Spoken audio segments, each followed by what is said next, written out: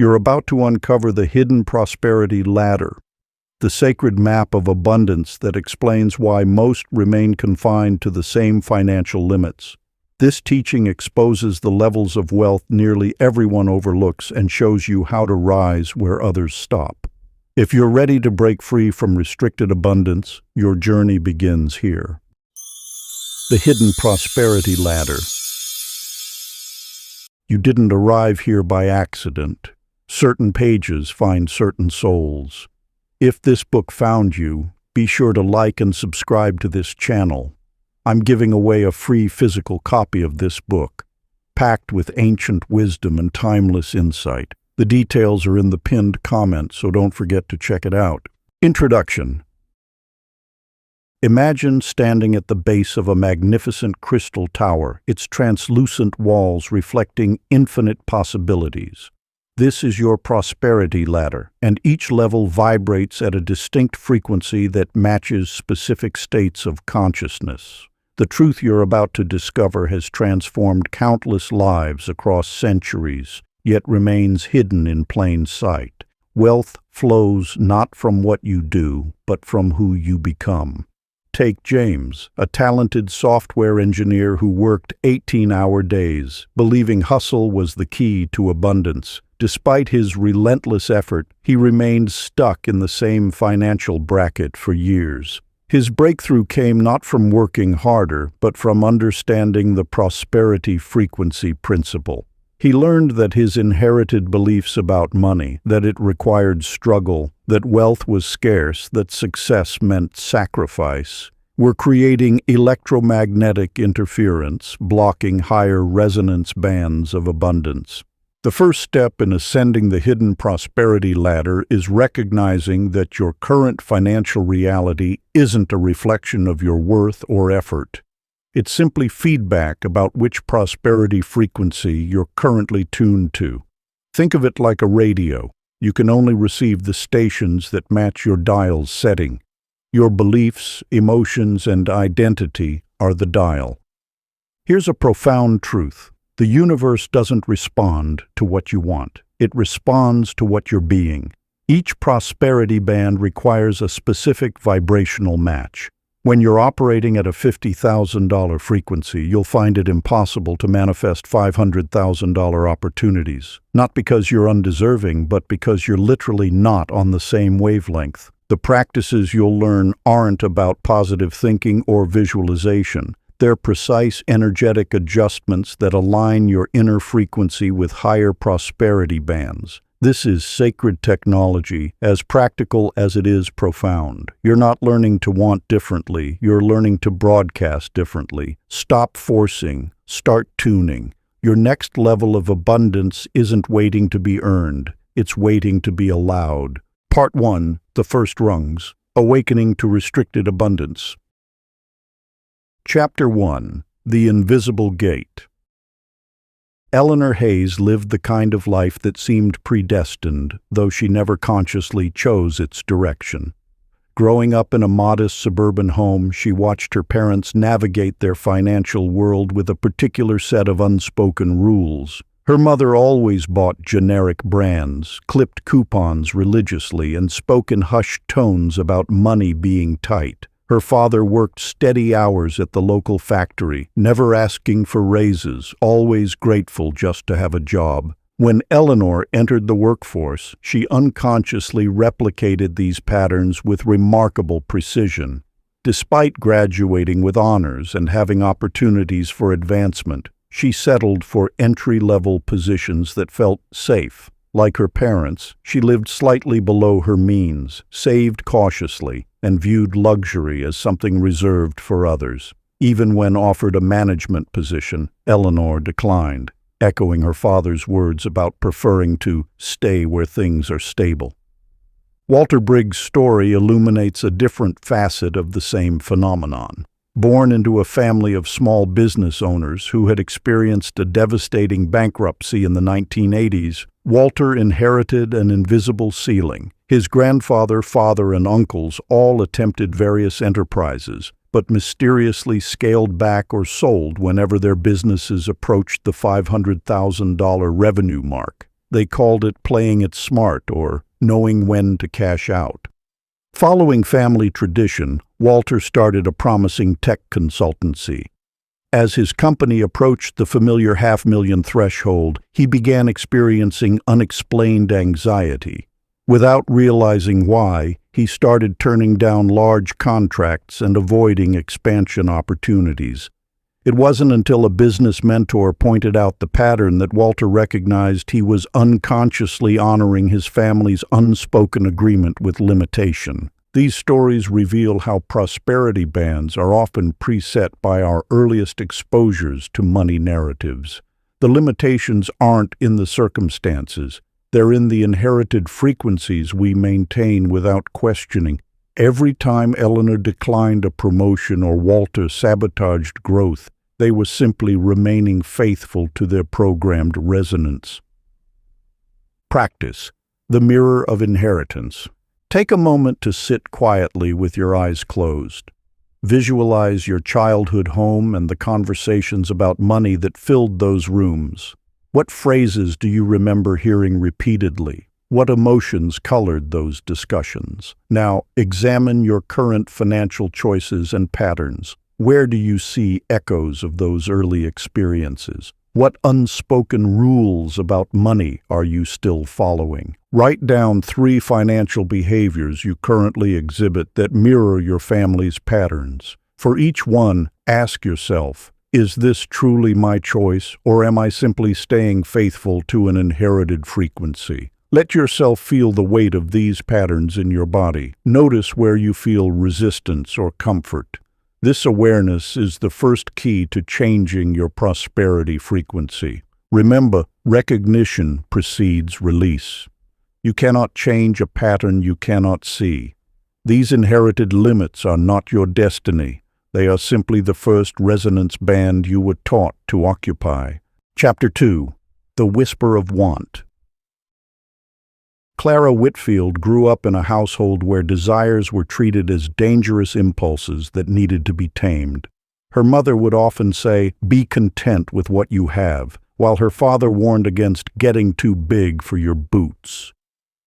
When Clara expressed her dream of becoming a concert pianist, her parents gently steered her toward teaching music at the local elementary school, a more sensible path.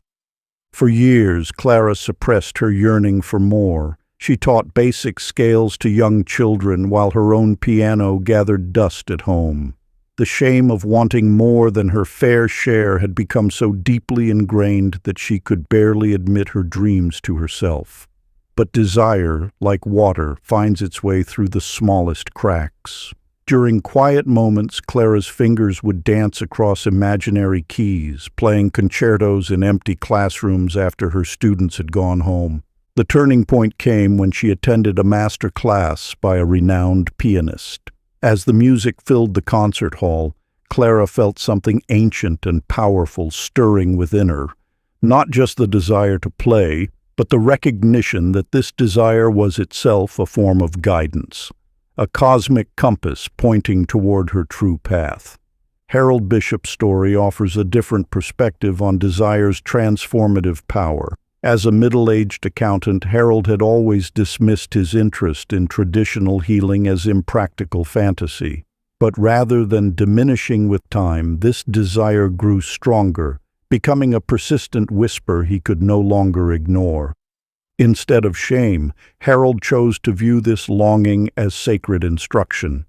He began studying herbalism in the evenings, not with the desperate energy of escape, but with the calm certainty of following an inner calling. Within 2 years, he had integrated his accounting skills with his healing knowledge, creating a successful practice helping alternative medicine practitioners manage their businesses while studying their craft. The difference between Clara and Harold's initial journeys reveals a crucial truth about desire's dual nature. When filtered through shame and fear, desire becomes a source of pain and limitation. But when recognized as divine guidance, it transforms into a precise compass pointing toward one's highest expression. Practice the desire mirror. Find a quiet space where you won't be disturbed. Light a candle if you wish. creating a sacred atmosphere for this exercise. Close your eyes and allow yourself to name your deepest desires without judgment. Speak them aloud, one by one, paying attention to the sensations in your body as you do so. Which desires bring a sense of expansion in your chest? Which create constriction? Now, for each desire that emerged, ask yourself, does this desire arise from lack or wholeness? Am I wanting this to prove something, or does it feel like natural expression? What would I need to believe about myself to allow this desire? Write down your responses in a journal, noting how certain desires feel aligned with your essence, while others might carry the weight of external validation or fear. Complete this practice daily for a week, allowing your relationship with desire to shift from shame to sacred guidance. Notice how the quality of your desires begins to refine itself, becoming clearer and more aligned with your true path. Chapter 3. Little Coins, Little Faith. Edith Monroe ran a small craft shop that barely paid the bills. Each morning before opening her store, she would carefully mark down prices, convinced her customers wouldn't pay full value for her handmade items. "People around here don't have much money," she'd tell herself, adjusting price tags downward. When customers praised her intricate beadwork, she'd quickly deflect, "Oh, it's just a hobby, really." Her practice diminishment came from years of conditioning. Growing up, her father always said, "We're not the kind of people who charge too much." This inherited belief became her operating system, constraining not just her prices, but her entire sense of worth. Like a radio tuned to pick up only certain frequencies, Edith's belief system filtered out possibilities that exceeded her familiar bandwidth of value. In contrast, Samuel Porter started with a similar craft business but operated from an entirely different frequency. He created wooden sculptures, and from day one, he set prices that reflected the true value of his time and artistry. When potential customers commented on his prices, he would calmly explain the weeks of work that went into each piece, the years of mastering his craft, and the unique vision each sculpture represented. More importantly, Samuel understood that price was more than a number. It was a statement of energetic exchange. He noticed that clients who invested significantly in his work valued it more deeply, displayed it more prominently, and became his most enthusiastic referral sources. His belief system operated like an expanding spiral, each successful transaction reinforcing and enlarging his sense of what was possible. The difference between Edith and Samuel wasn't talent or market conditions. It was their inner currency exchange rate. Edith's beliefs acted as a self-imposed tariff, taxing every transaction with doubt. Samuel's beliefs functioned as a value multiplier, allowing him to operate in a higher bandwidth of possibility. Practice.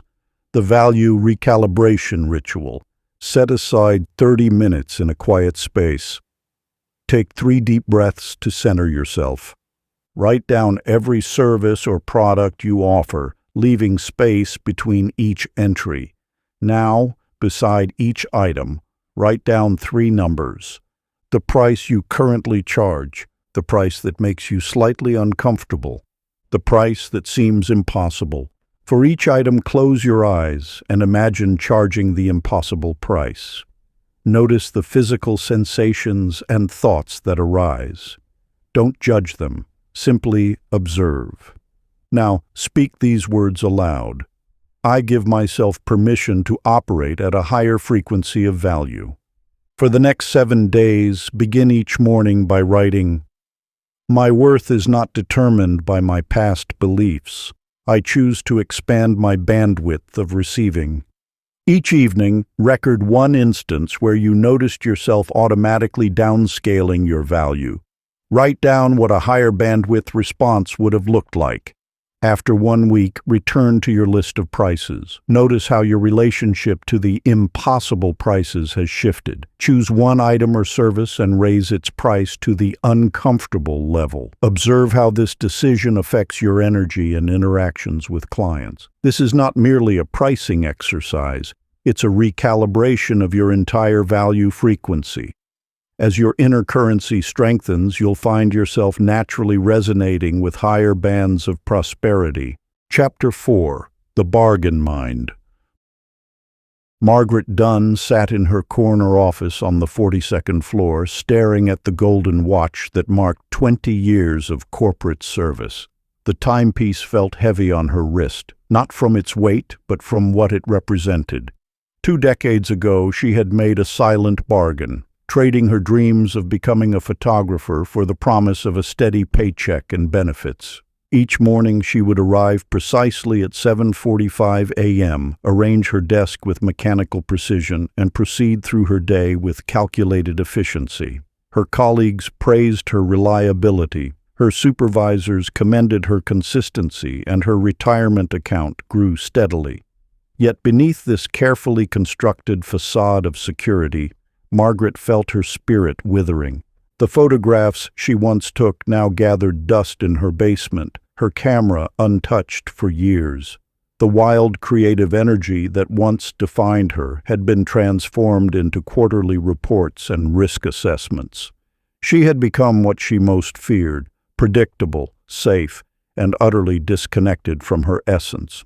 Frank Delaney faced a similar crossroads.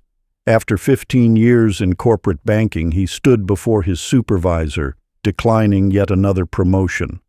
"I appreciate the offer," he said, his voice steady despite his racing heart, "but I'm stepping away to pursue my music." His supervisor's jaw dropped. This wasn't the response expected from someone who had carefully climbed the corporate ladder. Frank had realized that security without soul was its own form of poverty. He had watched his colleagues trade their passions for promotions, their dreams for dental plans, their authenticity for annual bonuses. He refused to continue this exchange rate of spirit for safety. The contrast between Margaret and Frank illustrates a fundamental truth about prosperity consciousness.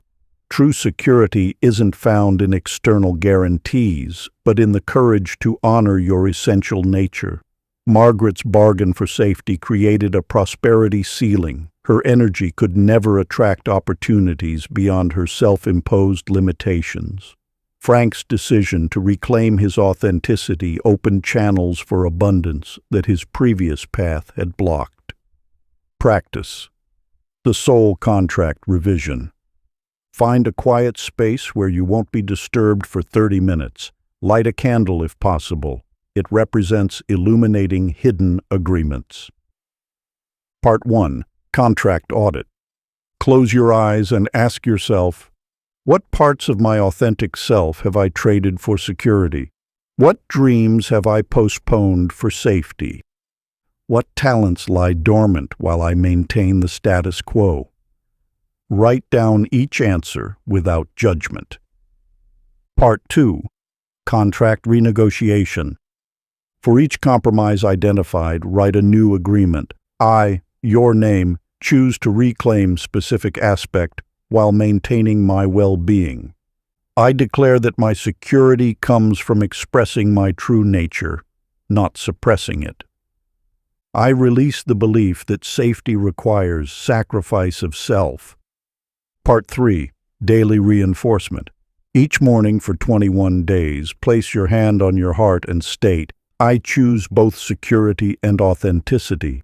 My prosperity expands as I express my true nature. I am safe to be fully myself. Notice throughout your day when old contracts attempt to reassert themselves. Gently remind yourself of your new agreements. Chapter 5. The Habit of Not. Ruby Collins stood in front of the boutique window, admiring a crimson silk scarf that seemed to dance in the afternoon breeze. Her hand instinctively reached for her wallet, but the familiar voice in her head quickly intervened. You don't need another scarf. Be practical. Save that money. She turned away, adding this small denial to the thousands that came before it. This wasn't about the scarf. It never was. Ruby had mastered the art of saying no to herself long before she could afford to say yes. Each denial was a brick in the wall she had built between herself and life's pleasures. The organic produce she secretly craved but deemed too expensive, the art classes she dismissed as impractical, the weekend trips she labeled frivolous, all became testament to her carefully constructed cage of restriction. Henry Malone discovered this truth through its opposite path. Starting small, he began saying yes to the minor indulgences he had habitually denied himself, the premium coffee he truly enjoyed instead of the bargain brand, the extra 5 minutes in bed when his body asked for rest, the flowers he bought simply because their colors made him smile. These weren't acts of reckless spending or self-indulgence. They were declarations of self-worth, each small yes expanding his field of possibility. Henry noticed something remarkable. As he honored these minor desires, larger opportunities began to appear. The promotion he had long desired materialized. Creative solutions to old problems emerged effortlessly. His income grew in proportion to his willingness to receive. The contrast between Ruby and Henry reveals a fundamental principle of prosperity consciousness. Your relationship with small pleasures shapes your capacity for larger abundance. Every time Ruby denied herself, she reinforced a frequency of restriction. Every time Henry granted himself permission, he strengthened his resonance with abundance. Practice. The permission protocol. Morning permission.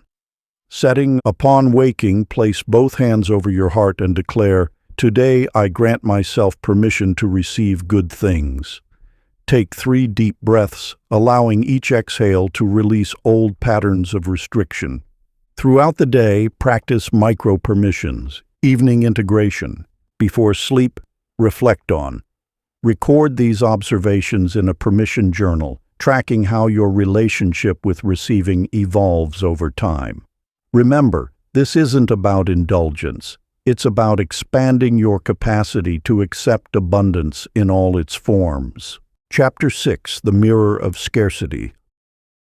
Lucille Warren's morning ritual began with scanning headlines that confirmed her worst fears. Market crashes, layoffs, economic uncertainty. These stories weren't just news to her. They were prophecies. Walking to work, she noticed only the "for lease" signs in shop windows, overlooking the bustling cafes between them. At lunch, she'd calculate how inflation ate into her savings, deaf to her colleagues' discussions about recent promotions and opportunities. Her world was a carefully curated collection of evidence supporting her belief in scarcity. When her neighbor launched a successful business, Lucille dismissed it as temporary luck. When her sister received an unexpected inheritance, she focused on the taxes that would be owed. Her perception acted like a filter, allowing in only the frequencies that matched her internal poverty consciousness. Thomas Archer once inhabited a similar reality until he recognized a profound truth. The world he saw was merely reflecting his inner landscape. His transformation began when he noticed how his anxiety about money created a self-fulfilling cycle. Every time he checked his bank balance expecting the worst, he'd overlook positive transactions and fixate on expenses. One morning, Thomas decided to conduct an experiment. Instead of his usual worry scanning, he deliberately looked for signs of abundance. He noticed the generosity of a stranger holding the door, the abundance of ideas flowing in his team meeting, the surplus of autumn leaves painting the streets gold. Within weeks, opportunities he'd previously missed began catching his attention. A networking event that led to a valuable contract, an investment tip from a casual conversation, a chance to showcase his work to key decision-makers. The outer world hadn't changed. Thomas had adjusted his receiving frequency. By consciously shifting his perception from lack to abundance, he altered the reflection reality showed him. His bank account began to mirror this inner shift, not through magical thinking, but through his newfound ability to recognize and act on opportunities his fear-based filtering had previously blocked. Practice. The reality mirror method. Begin each day with the mirror moment. Stand before a mirror and declare, "I choose to tune my vision to abundance today." Close your eyes and breathe deeply for 1 minute, allowing your perception to reset. Throughout your day, pause 3 times to practice abundance scanning. Morning. Notice 3 signs of natural abundance: sunlight, air, trees. Afternoon. Identify 3 instances of financial flow: transactions, exchanges, opportunities. Evening. Recognize 3 forms of emotional wealth: connections, laughter, peace. Before sleep, complete the perception shift. Place your hands over your heart. Review the day's evidence of abundance you collected. Feel gratitude for your expanding ability to perceive prosperity. Set an intention to awaken to even more abundance tomorrow. Record your observations in a dedicated journal, noting how your external reality shifts as you adjust your internal frequency. Remember, what you see is what you're tuned to receive. Chapter 7. The Quiet Debt. Beatrice Long lived what many would consider a comfortable life, yet prosperity seemed to slip through her fingers like water through a sieve. Her career as an investment advisor brought steady income, but unexpected expenses always appeared just as her savings began to grow. She couldn't understand why, despite her financial expertise, abundance remained eternally just out of reach. The truth lay buried in an incident from 20 years ago. As a young professional, Beatrice had given her sister Catherine poor investment advice that resulted in a significant loss. Though Catherine had long since forgiven her, Beatrice carried the weight of that mistake like an invisible backpack filled with stones. Each time an opportunity for wealth appeared, her unconscious guilt whispered, "You don't deserve this after what you did." These emotional liabilities function as silent taxes on our prosperity field. Like unpaid debts, they drain our receiving capacity through invisible channels of self-punishment and unworthiness. Every dollar earned becomes weighted with the burden of past regrets, every success tainted by the memory of former failures. Howard Fitch discovered this truth through his own journey of reconciliation. For years, he shouldered the responsibility for his father's business bankruptcy, believing his youthful mistakes had contributed to the collapse. His guilt manifested as a pattern of self-sabotage, refusing promotions, undercharging clients, and maintaining a lifestyle far below his earning potential. The turning point came when Howard finally confronted this emotional debt. Through a process of deep self-examination, he realized his father's business had failed due to multiple factors beyond his control. By holding onto this guilt, he wasn't honoring his father's memory. He was perpetuating a cycle of scarcity that served no one. Howard's release of this burden created an immediate shift in his prosperity field. Within months, his consulting practice doubled in size. More significantly, he found himself able to receive and retain wealth without the unconscious need to atone through financial self-punishment. Practice the emotional debt clearing. Find a quiet space where you won't be disturbed. Light a candle to represent transformation. Take 3 deep breaths and place your hand over your heart. On paper, write down your emotional debts, the regrets, guilt, and shame you carry around money and success. For each item, ask yourself, what lesson did this experience teach me? Who would I be without this burden? How does carrying this serve me now? Write a letter of release to yourself, stating, "I choose to clear this emotional debt. I release the need to pay penance through prosperity restriction." Burn or bury the list of debts while saying, "I am free to receive, I am worthy of abundance."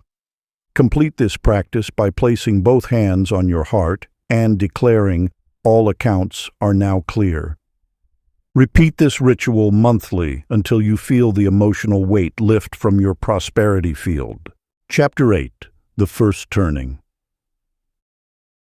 Alice Munro had mastered the art of comfortable mediocrity, Her real estate business provided enough to maintain a modest lifestyle. Her social circle offered predictable entertainment, and her routines felt safe if uninspiring. She had constructed what she called her just enough life, just enough success to avoid struggle, just enough achievement to deflect criticism, just enough growth to silence the whispers of untapped potential. But comfort, as Alice discovered, can be the most insidious form of cage. During a morning ritual of reviewing property listings, she caught her reflection in her office window. Behind her pleasant smile lay years of calculated settling, of choosing safety over possibility, of saying maybe later to her soul's deepest aspirations.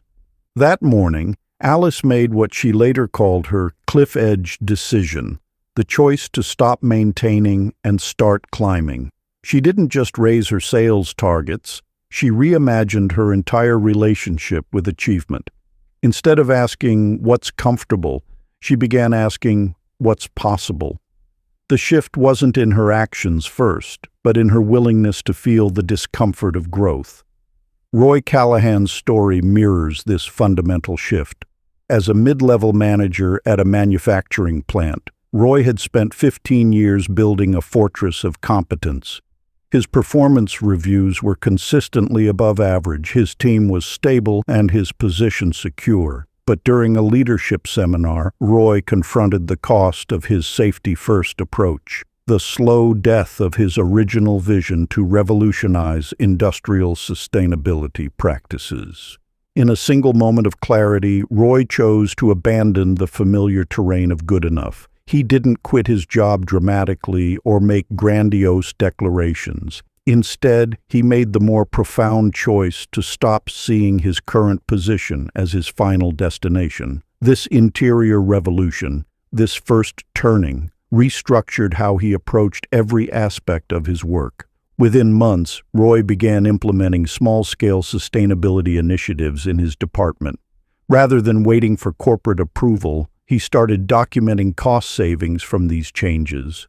His willingness to risk criticism, to step beyond his job description, emerged from that initial choice to climb rather than settle. The first turning isn't about external action, it's about internal permission. It's the moment you stop negotiating with your potential and start answering its call. This choice becomes the foundation for all future growth, the bedrock upon which genuine prosperity is built. Practice. The turning point ritual. Find a quiet space at dawn or dusk, times of natural transition. Light 3 candles representing your past, present, and future self. On a piece of paper write, "I release the comfort of settling." Below this, list every way you've chosen safety over growth. Speak each item aloud, following with, "I choose to climb." Write a declaration of your commitment to growth, beginning with, "From this moment forward." Fold the paper into a boat shape. Fill a bowl with water and place your paper boat on its surface. Watch as the paper slowly dissolves, symbolizing the dissolution of old limitations. Close by speaking, "I choose the path of conscious ascension." Perform this ritual at each major decision point, allowing it to anchor your commitment to growth over comfort. Chapter 9. The Gatekeeper's Question. Evelyn Brooks sat in her corner office staring at the email that would change everything. After 15 years building her consulting practice into a comfortable regional success, an international firm had offered to acquire her company. The number was staggering, enough to secure her family's future for generations. But there was a catch. She would need to relocate to Singapore and rebuild her division from scratch. Her hands trembled as she considered what accepting would mean. Her teenage children would need to switch schools. Her husband would have to leave his medical practice. The carefully constructed life she had built in Boston would dissolve. The safety she had accumulated through years of measured growth would vanish. As Evelyn wrestled with this decision, she recalled her grandmother's words, "Comfort and growth rarely share the same address." The teaching was clear. Each new level of prosperity demands its toll in release. What appears as risk to the lower band becomes the entry fee to the higher one. Leonard Hayes faced a similar crucible when he received an opportunity to pioneer an unproven technology in renewable energy. His stable position at a traditional power company offered security, benefits, and respect.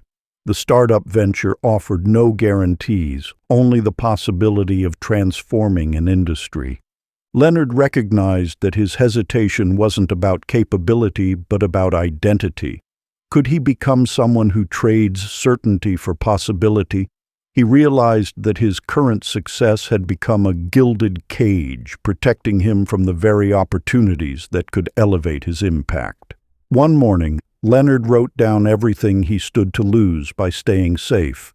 The innovation he could bring to climate solutions, the teams he could build, the legacy he could create. Suddenly, the risk wasn't in leaving. It was in remaining still. Practice. The risk revelation ritual. Find a quiet space and light a single candle. Place 2 objects before you, one representing security, one representing potential. Close your eyes and breathe deeply. Hold the security object and speak aloud everything it represents in your current life. Feel its weight, its familiar comfort. Now hold the potential object. Speak aloud the possibilities it represents, even if they frighten you. Feel its energy, its unknown promise. On paper, draw a vertical line. On the left, list what you risk by staying safe. On the right, list what you risk by growing. Speak this invocation. I acknowledge my fear of loss. I honor my desire for growth. I choose conscious risk over unconscious limitation. Close by, holding both objects together, then setting them down. This symbolizes the integration of security and growth in your journey forward. Perform this ritual whenever you face a choice between comfort and expansion, allowing it to illuminate the true nature of risk and reward in your prosperity journey. Chapter 10. The Foundational Right. Martha Reed had always dismissed spiritual practices as mere superstition. Each morning she rushed through her routine, checking emails before her feet hit the floor, gulping coffee while reviewing reports, and racing to meetings with her mind already scattered across a dozen concerns. Success, she believed, came from pushing harder, moving faster, doing more. Then came the panic attacks. Her doctor called it burnout, but Martha knew it was deeper, a fundamental misalignment between her outer achievements and inner emptiness. One sleepless night, she remembered her grandmother's morning ritual, lighting a single candle, sitting in silence for 7 minutes, and speaking 3 words of gratitude before starting her day. Ridiculous, Martha thought, but desperation made her willing to try anything. The first morning, she felt awkward, fidgeting through what seemed like an eternity of silence. By the 3rd day, something shifted. The simple act of lighting the candle became an anchor, creating a moment of sacred pause before the day's chaos. Those 7 minutes of silence allowed her scattered energy to settle, like sediment falling to the bottom of a stirred pond. George Whitman discovered a similar truth through his own morning practice. As a struggling artist, he developed a ritual of standing before his blank canvas each dawn, touching 3 points on its surface and whispering, "Create through me." This wasn't about mysticism, it was about alignment. The repetition of this simple act created a doorway between his ordinary consciousness and his creative source. Over months, George noticed that his best work emerged on days when he honored this ritual. It wasn't the specific actions that mattered, but the devotion to showing up, the willingness to create space for something deeper than his everyday mind. The teaching is clear. Prosperity begins with presence. Before techniques, before strategies, before goals, there must be a daily practice that aligns your field. This doesn't require hours of meditation or complex ceremonies. The power lies in simplicity, consistency, and sincere attention. Practice. The 777 ritual. The key is not perfection but persistence. Commit to this practice for 30 days without expectation or judgment. Let the ritual become a container for your growing awareness, a daily reminder that prosperity flows not from what you do, but from who you become in the doing. Part 2. Climbing the Inner Ladder, Deepening Understanding and Practice. Chapter 11. The Currency of Attention. Dorothy Hale lived in a constant state of partial attention. Her phone buzzed with notifications while she worked. Her mind wandered during conversations, and her eyes darted between multiple screens throughout the day. She called it multitasking, wearing it like a badge of honor in her fast-paced marketing career. But beneath the surface of her busy life, opportunities slipped through the cracks of her fractured focus. During client meetings, she missed subtle cues that could have led to larger contracts. While networking, she failed to notice potential connections that passed right in front of her. Her scattered attention left a trail of half-finished projects and unrealized possibilities. Despite working longer hours than her colleagues, Dorothy's results remained mediocre, and her income stagnated. The universe speaks in whispers of opportunity, but Dorothy's internal noise drowned out these subtle signals. Each distraction was a tiny withdrawal from her prosperity account, each moment of split focus a small leak in her abundance pipeline. Contrast this with Clarence Moore, who treated his attention like the precious resource it was. As a financial advisor, he implemented what he called his single-stream protocol. During client meetings, his phone stayed in a drawer. While analyzing markets, he closed all unnecessary browser tabs. When reading research reports, he set a timer and focused solely on the material before him. The results were remarkable. Within 6 months, Clarence's clients began referring to him as the advisor who really listens. His investment insights grew sharper, spotting trends others missed. Most notably, his income doubled, not because he worked more hours, but because his focused attention magnetized opportunities that others overlooked. The teaching is clear. Attention is your first and most fundamental form of currency. Before money flows, energy flows. Before energy flows, attention flows. Where your attention goes, energy follows, and where energy accumulates, prosperity manifests. Consider this. When you deposit money in a bank, it must stay there to accumulate interest. Similarly, when you deposit attention into any endeavor, it must remain focused to generate returns. Scattered attention is like constantly withdrawing and redepositing small amounts. The compound interest of focus never has a chance to build. Practice. The Prosperity Focus Protocol.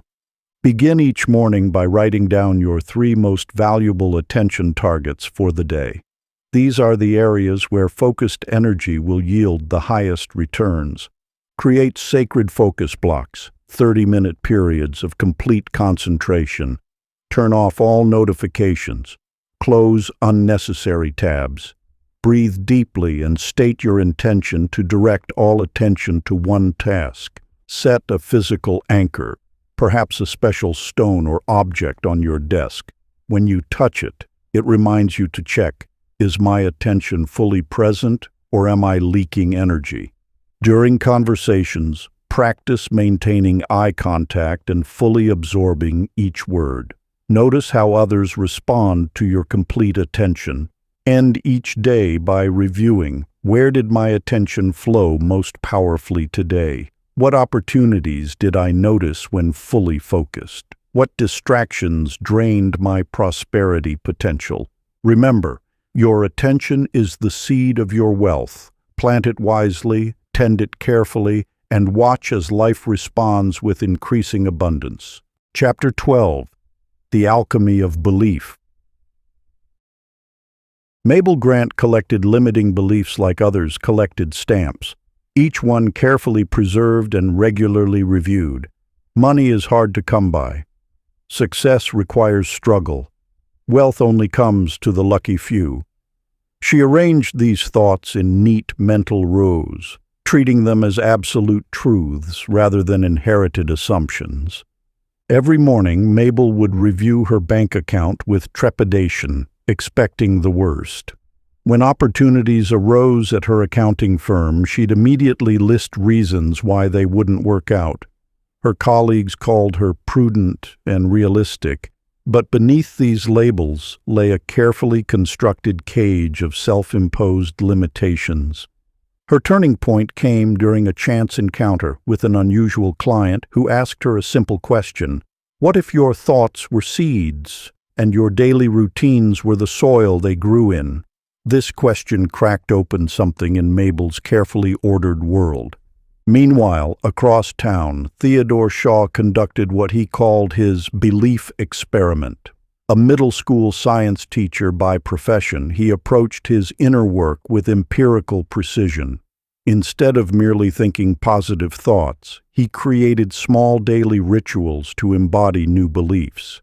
Each morning, Theodore would place 3 coins in his left pocket. Throughout the day, he would transfer 1 coin to his right pocket each time he witnessed or experienced an instance of abundance. Finding a parking spot, receiving an unexpected discount, hearing about a friend's success, each became evidence cataloged through this simple physical act.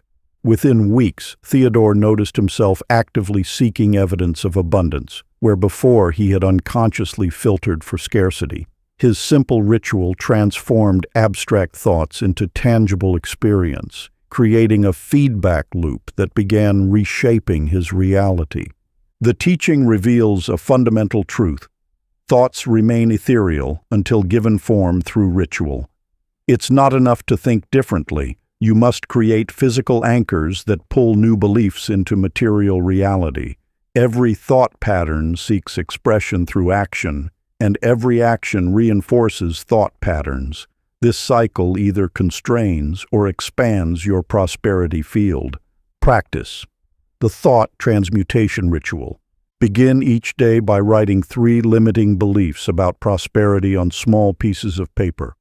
Light a candle or create a small sacred space. Take each paper and consciously reframe the belief into its expansive opposite. Money is scarce becomes abundance flows easily to me. Create a physical gesture that represents this transformation, perhaps turning your palms from facing down to facing up. Perform this gesture each time you catch yourself in an old thought pattern. Choose a small object, a ring, a stone, or a coin. Charge it with your new belief through focused intention. Carry it with you as a physical reminder of your commitment to this transformed thought. At day's end, record in a journal every instance that validated your new belief, no matter how small. Notice how your attention begins to attune to evidence that supports your expanded vision. Remember to physically act as if your new belief is already true.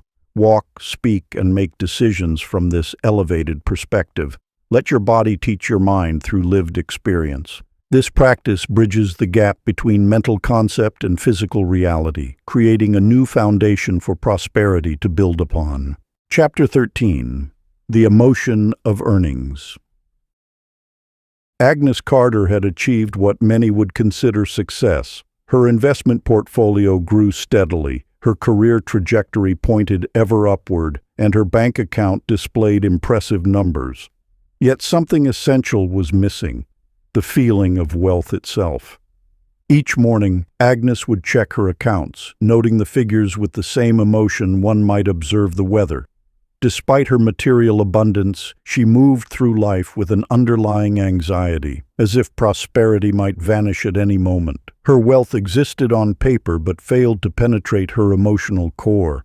"I should feel different," she confided to her financial advisor. "I have everything I thought I wanted, but I feel exactly the same as when I was struggling." This disconnect between her external reality and internal experience created a subtle but persistent form of poverty, one that no amount of money could solve. In contrast, Chester Boone understood the art of emotional resonance. Before any external change manifested in his life, he dedicated time each day to experiencing the feeling states of prosperity. Each morning he would sit in his modest apartment, close his eyes, and immerse himself in the emotions of abundance, security, and generous contribution. Chester treated these emotional rehearsals as seriously as an athlete's training sessions. When walking down the street, he moved with the quiet confidence of someone who knew their worth. In conversations about money, he maintained an inner stance of relaxed abundance regardless of his current circumstances. The teaching reveals that emotion acts as an amplifier for manifestation. Like a radio receiver, your emotional frequency must match the station you wish to tune into. Simply accumulating wealth without shifting your emotional set point creates a prosperity that remains shallow and unstable. Think of emotion as the soil in which prosperity grows. Anxiety, fear, and scarcity create acidic conditions where abundance struggles to take root. Joy, gratitude, and expansiveness provide fertile ground for wealth to flourish naturally. The key lies not in forcing positive feelings, but in practicing the genuine emotional texture of having already received what you desire. This isn't about pretending or denial. It's about training your nervous system to hold higher frequencies of prosperity.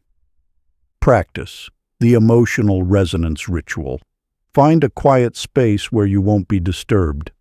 Close your eyes and recall a time when you felt completely secure and provided for.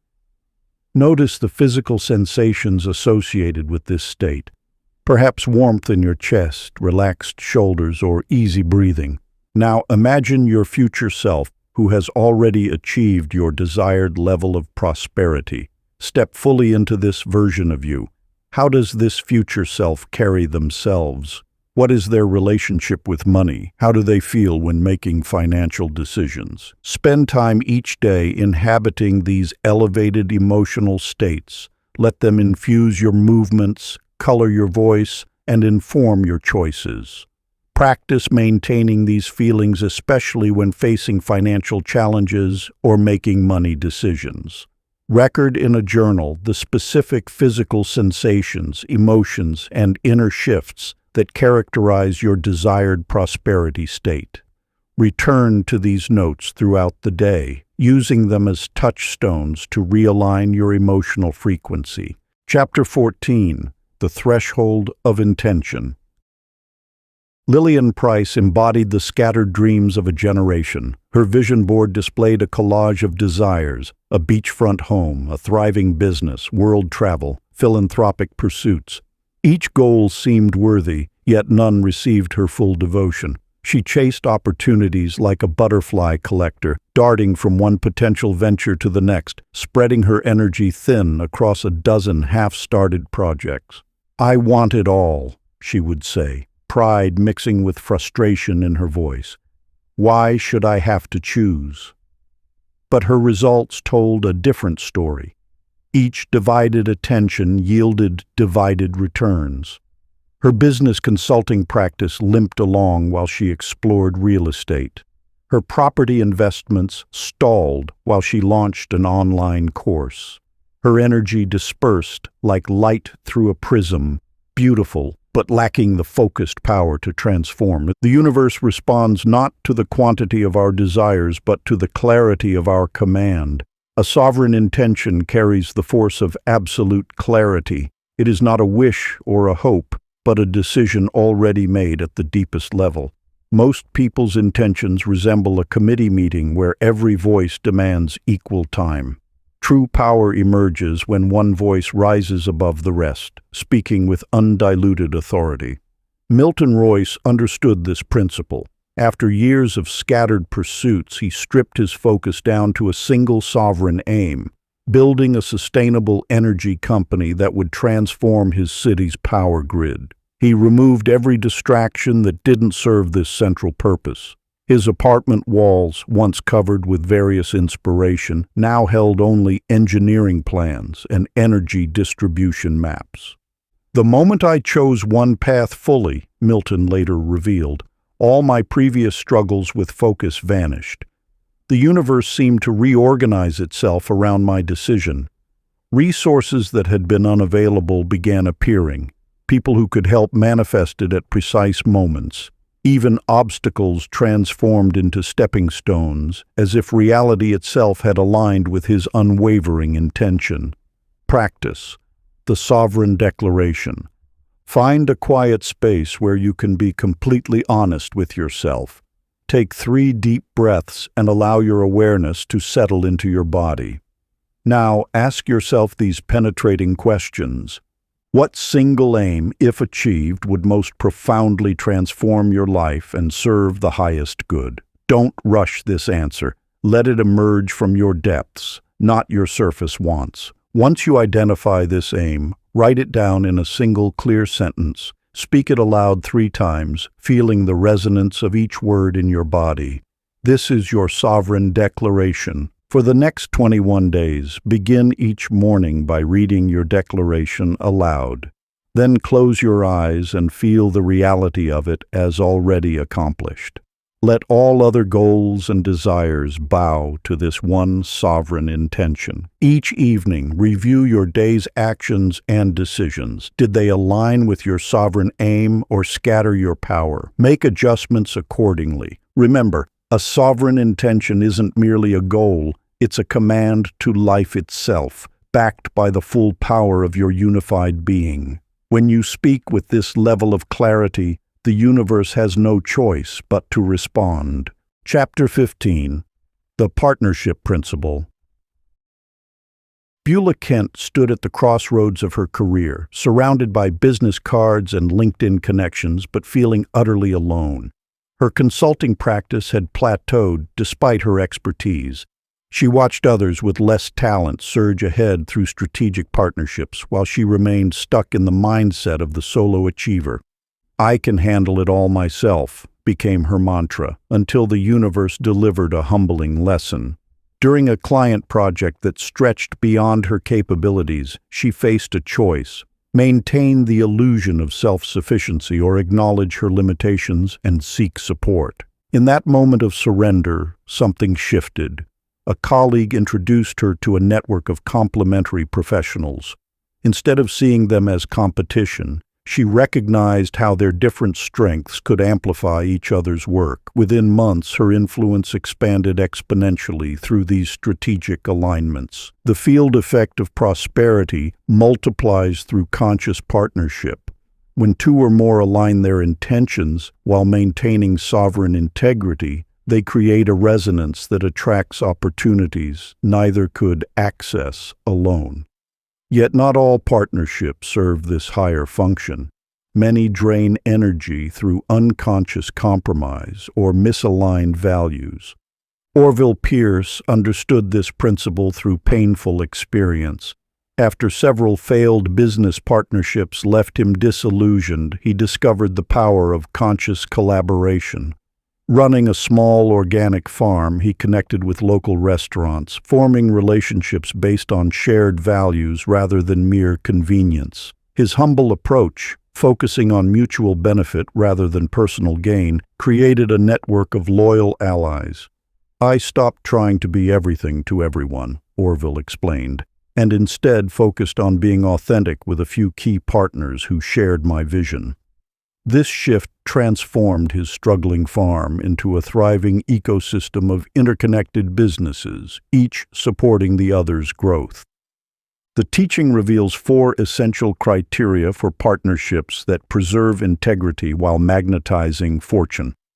First, align with those who match your energetic frequency but bring complementary skills. Second, ensure shared values guide all decisions. Third, maintain clear boundaries that honor each partner's sovereignty. Fourth, contribute from abundance rather than need. Practice the alliance audit. Set aside an hour for deep reflection. Create 2 columns on a blank page. In the first column, list all current business and personal relationships that impact your prosperity. Include partners, clients, mentors, and collaborators. In the second column, rate each relationship on these criteria. Energy exchange. Does this relationship drain or multiply your power? Value alignment. Do your core principles match? Boundary clarity. Are roles and expectations clear? Contribution. Quality. Are you giving and receiving from abundance? For relationships that score low, determine if they can be upgraded through honest communication or need to be released with grace. For high-scoring relationships, identify specific ways to deepen the alliance and amplify mutual benefit. Finally, visualize the ideal partners needed for your next level of growth.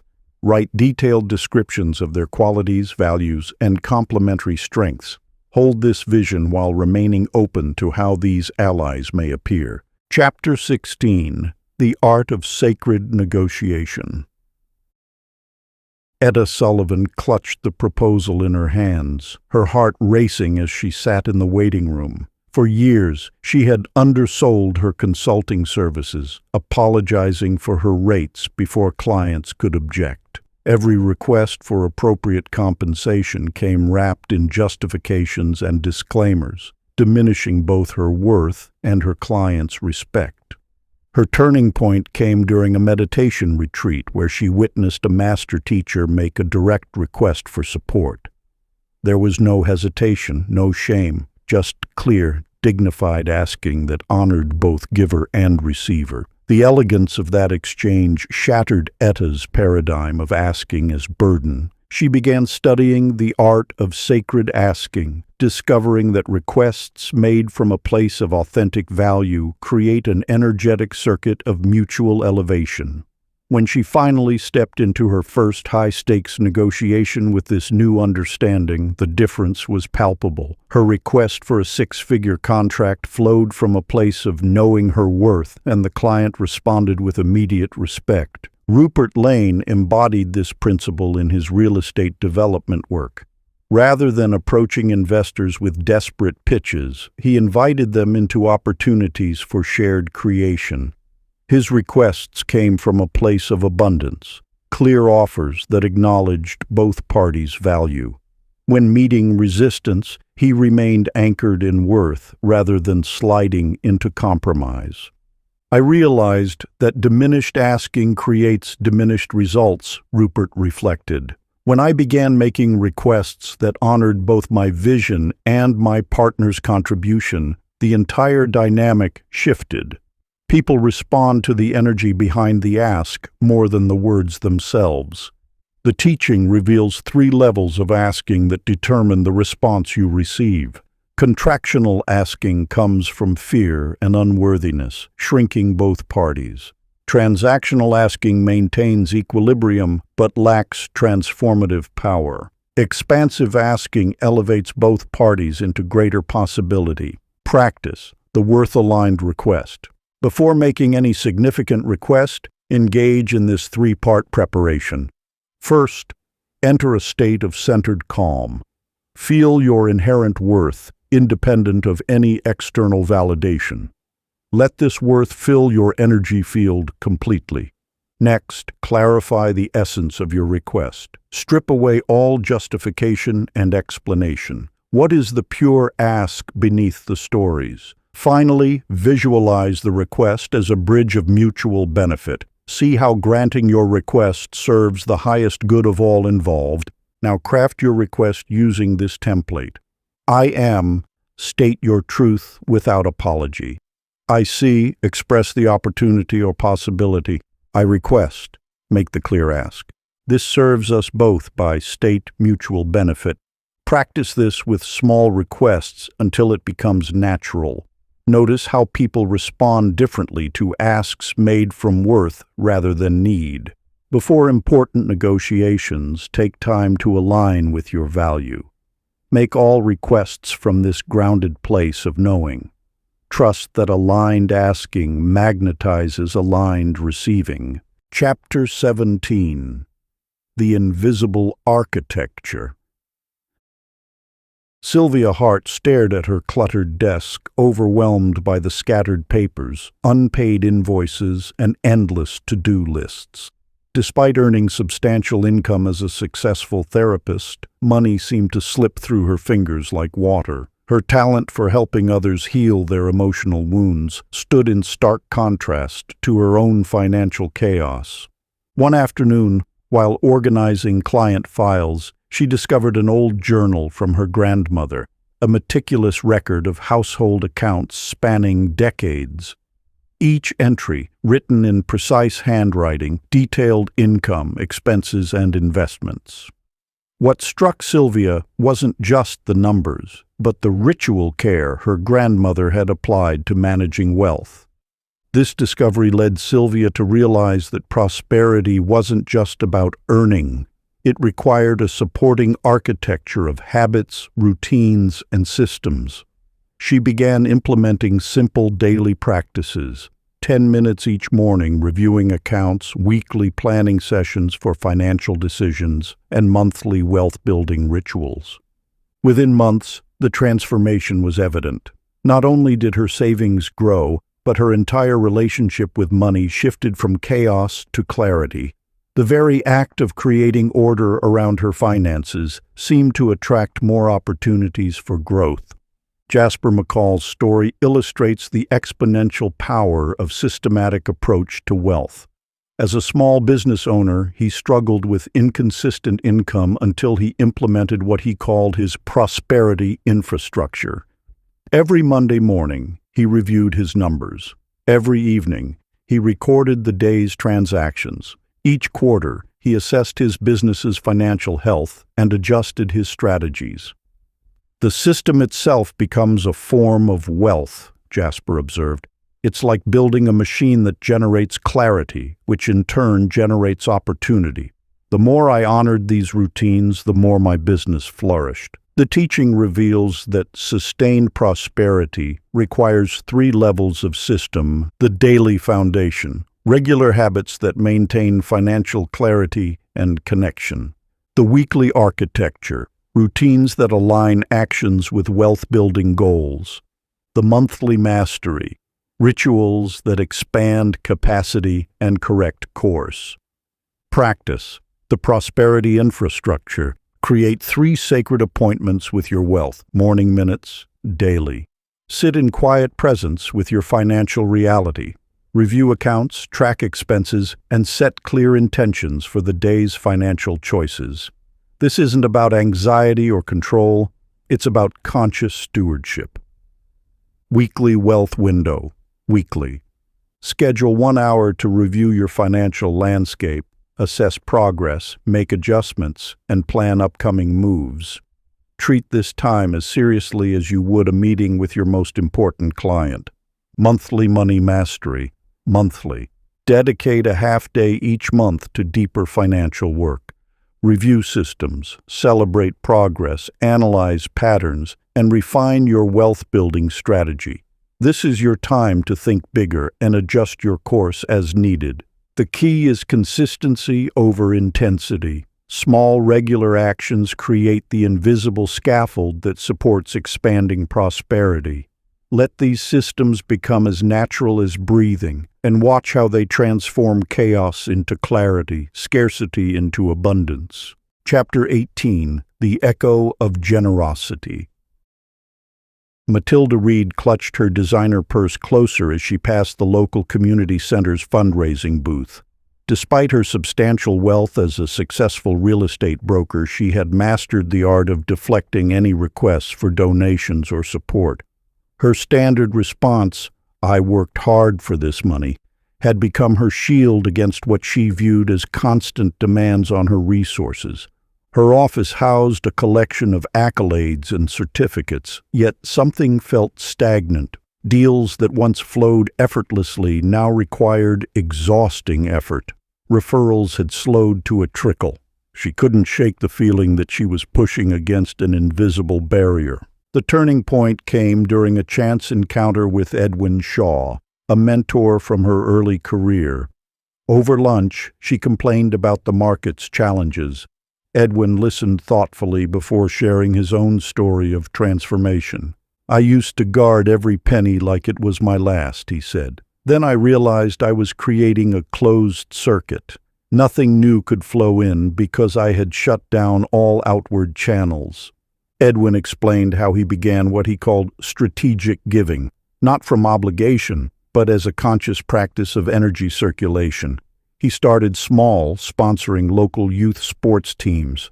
This led to connections with parents who became clients. He funded scholarships at the real estate school, creating a pipeline of talented agents for his firm. The key, Edwin emphasized, isn't random charity. It's aligned giving that creates value circuits. When you give in ways that resonate with your purpose, you don't deplete resources, you multiply them. The practice transformed his business. Each act of generous contribution seemed to return multiplied, not through direct reciprocation, but through an expanded network of opportunities and relationships. Practice, the generosity circuit. This practice helps establish healthy giving patterns that amplify rather than deplete your resources. Morning gratitude scan. Start each day by acknowledging 3 sources of abundance in your life. This creates the foundation for generous thinking. Weekly giving review. Identify one meaningful way to contribute value to your community or industry. Focus on gifts that align with your expertise and purpose. Monthly value circuit. Choose one significant act of giving that stretches your comfort zone. Document both the gift and any unexpected returns that follow. Calibrated giving guidelines. Start with small, consistent acts rather than grand gestures. Give from a place of abundance, not obligation. Focus on contributions that leverage your unique skills. Track the ripple effects of your giving. Notice how generosity affects your energy and outlook. Build giving into your business model, not as an afterthought. Remember, the goal isn't to deplete yourself, but to participate consciously in the natural flow of value exchange. True prosperity expands through circulation, not accumulation. Each thoughtful act of giving opens new channels for receiving. Chapter 19. The Test of Integrity. Florence Ward sat in her corner office, staring at the contract that would double her company's revenue. The terms were technically legal but would exploit vulnerable suppliers in developing countries. Her hands trembled as she reached for the pen. She had compromised before, small concessions that seemed necessary for growth. Each time, she rationalized it as business reality. Yet with each compromise, something vital dimmed within her. The expansive joy she once felt in building her fashion empire had contracted into anxiety about maintaining appearances. Her success felt increasingly hollow, like a beautiful facade hiding rot in the foundation. Across town, Silas Reed was facing a similar decision point with his sustainable farming enterprise. A major distributor offered to quadruple his orders if he would quietly switch to cheaper, non-organic methods. The potential profits were staggering, but Silas remembered his grandfather's words, "Soil tells no lies. What you put in determines what you get out." He declined the offer, choosing instead to expand slowly while maintaining his principles. His decision seemed to activate hidden support. Small-scale investors who shared his values emerged. Conscious consumers spread the word. His business grew naturally, like the crops he tended, at a pace that allowed deep roots to form. Meanwhile, Florence signed her contract. Within months, her revenue soared, but her energy plummeted. She hired more staff to manage operations she no longer had the heart to oversee. Her brand became successful but soulless, a perfect metaphor for her relationship with wealth. When the truth about her supply chain leaked, the backlash was swift. But the real cost wasn't financial. It was the realization that she had built her fortune on a foundation of betrayed values. No external success could compensate for that inner fracture. Practice the integrity audit. This exercise helps align your wealth building with your core truth. Begin by sitting quietly and placing your hand on your heart. Breathe deeply and ask, "What matters most to me?" Let the answer arise without judgment. Review your current income streams. Notice any tension in your body as you consider each one. Tension often signals misalignment with your values. Write down 3 specific ways you could bring your business practices into closer alignment with your principles. Focus on practical steps, not perfect ideals. Each morning, set an intention to make decisions from your center of integrity, not from fear or external pressure. At day's end, reflect on moments when you honored or compromised your truth. Notice how each choice affected your energy and clarity. Track how alignment between values and actions influences your sense of wealth and fulfillment. Remember, true prosperity isn't measured by numbers alone, but by the harmony between your outer success and inner truth. When you build wealth that mirrors your authentic values, you create abundance that nourishes rather than depletes your spirit. Chapter 20. The Deep Practice. Ruth Emerson stood before her makeshift prosperity altar each morning at 5 a.m., a simple corner of her bedroom transformed into a sacred space.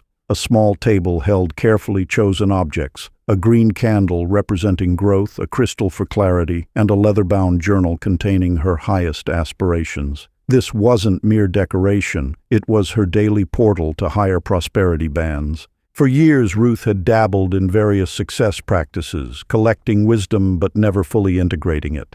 Her breakthrough came when she realized that transformation required a consistent point of focus, a daily anchor for her ascending consciousness. She began small, 5 minutes each morning to light the candle, center her energy, and affirm her chosen resonance. Gradually, the ritual deepened. She added elements that embodied each prosperity principle: a bowl of coins for abundance consciousness, fresh flowers symbolizing continuous growth, and a mirror reflecting her evolving identity. Across town, Leon Porter had maintained his prosperity altar for 7 years without missing a single day. His approach was minimalist but potent. Each morning he would sit before a simple wooden box containing 3 items: a photograph of his younger self as a reminder of how far he'd come, a written declaration of his service mission, and a small golden key representing unlimited possibility. Leon's dedication to this practice transformed him from a struggling consultant to a sought-after business advisor. But the external changes paled compared to his inner evolution. The daily ritual became his spiritual compass, consistently realigning him with higher prosperity frequencies when daily challenges threatened to pull him off course. The true power of their altar practices lay not in the objects themselves, but in the focused intention they represented. Both Ruth and Leon discovered that this dedicated space served as a physical anchor for their prosperity consciousness, a daily reminder to maintain the elevated frequency required for sustained abundance. Ruth's morning ritual now included specific elements for each prosperity principle: visualization for clear intention, gratitude practice for magnetizing more good, and silent meditation for receiving guidance. She noticed that challenges which once derailed her for weeks now resolved themselves more quickly when she maintained her altar practice. Leon's unwavering commitment showed how a simple daily ritual, maintained with reverence and consistency, could orchestrate profound change. His clients often remarked on his unshakable presence, unaware that it stemmed from his pre-dawn communion at his prosperity altar. Practice: creating your prosperity altar. Choose a dedicated space that will remain undisturbed. Select items that represent your highest vision: coins or gems for abundance, living plants for growth, photographs or objects that evoke your desired state. Include tools for daily practice: journal, candle, meditation cushion. Establish a consistent time for your ritual, preferably early morning. Begin each session by centering yourself through breath. Light a candle to mark the sacred nature of your practice. Spend time in silence, allowing yourself to attune to higher prosperity frequencies. Journal your intentions and insights. Express gratitude for both current blessings and future manifestations. Close by, affirming your commitment to maintaining your elevated frequency throughout the day. Part 3. Summit of Sovereignty, Mastery and Transformation. Chapter 21. The Ladder Above Comfort. Irene Caldwell had built a successful career as a mid-level manager, carefully constructing what she called her safety fortress, a predictable life filled with calculated risks and measured steps. Her apartment, car, and retirement account all reflected sensible choices. Yet beneath this carefully curated existence lurked a gnawing emptiness, a quiet voice whispering of greater possibilities. One morning, while reviewing her monthly budget, Irene realized her safety fortress had become a prison. Each conservative decision, each careful investment, each modest goal, they weren't protecting her. They were constraining her field of possibility. She had mastered the art of the reasonable, but reasonable dreams yield reasonable results. Across the city, Victor Langley faced a similar crossroads. A talented architect, he'd spent years designing modest renovations when his true passion lay in revolutionary, sustainable buildings. While others saw his ideas as too ambitious, Victor made a pivotal choice to step beyond the boundary of conventional thinking. Instead of shrinking his vision to match current circumstances, he expanded his inner landscape to hold bigger possibilities. He began presenting his bold designs to unconventional investors, speaking about his ideas with unwavering conviction. Many dismissed him, but his willingness to inhabit the unknown attracted unexpected allies. A sustainable technology company, intrigued by his innovative approach, offered to fund his first major project. This single opportunity, born from his willingness to embrace uncertainty, opened channels he never imagined possible. Within 2 years, Victor's firm became known for breakthrough architectural solutions, attracting clients who sought not just buildings, but transformative spaces. The fundamental truth revealed through their stories is clear. Your comfort zone is not a shelter, but a ceiling. Each time you choose familiar safety over bold possibility, you reinforce the energetic boundaries that limit your prosperity.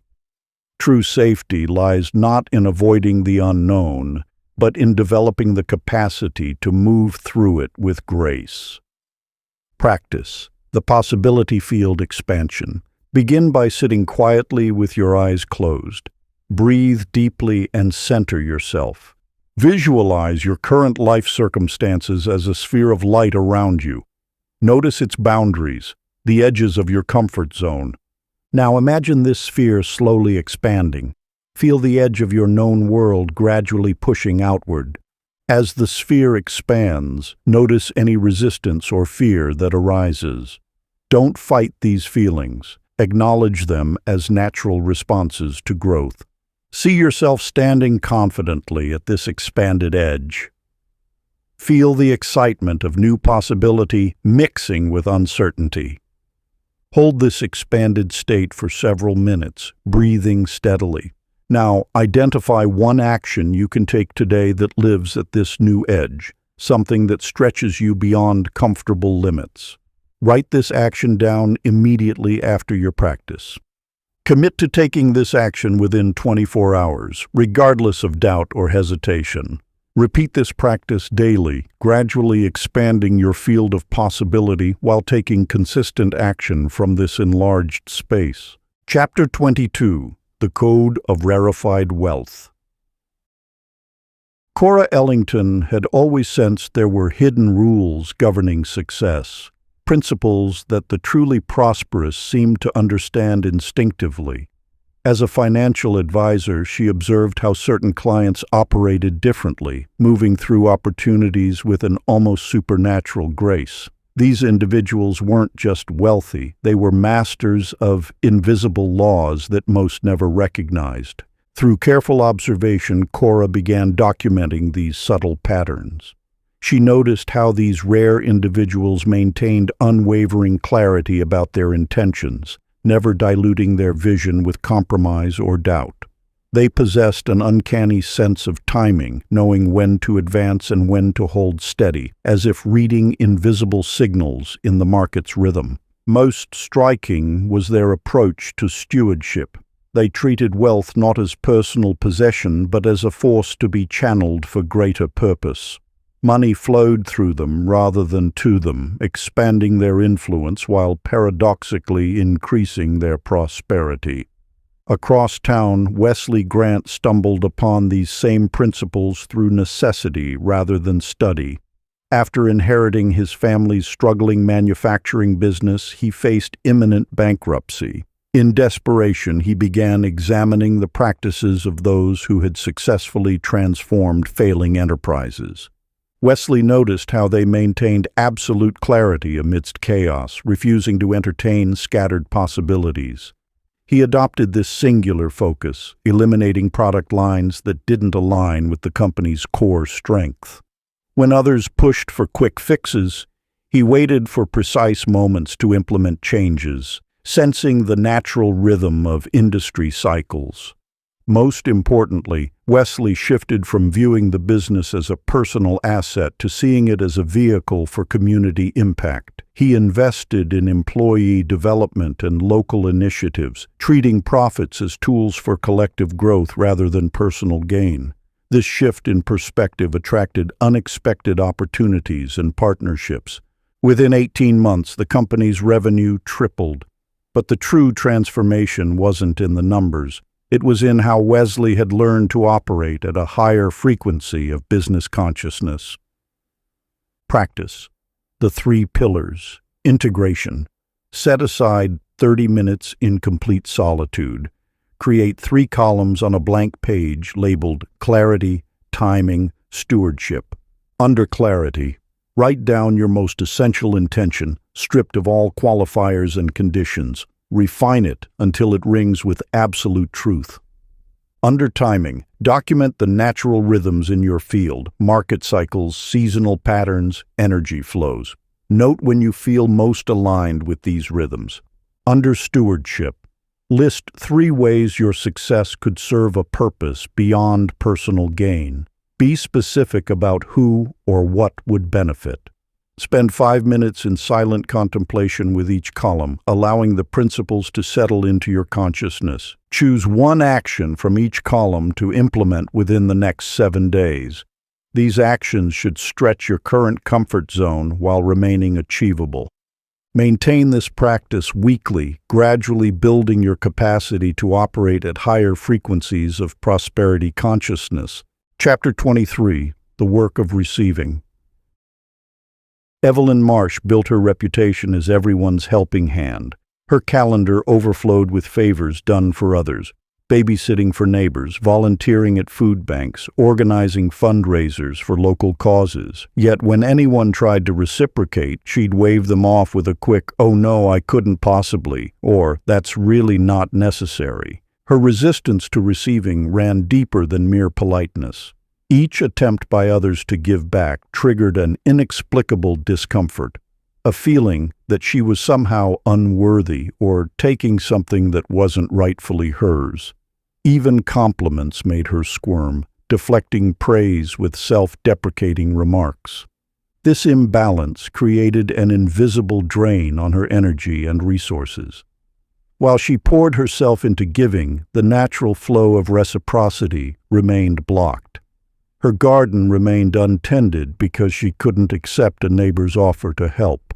Her car needed repairs she couldn't afford, yet she declined when a grateful client offered to cover the cost.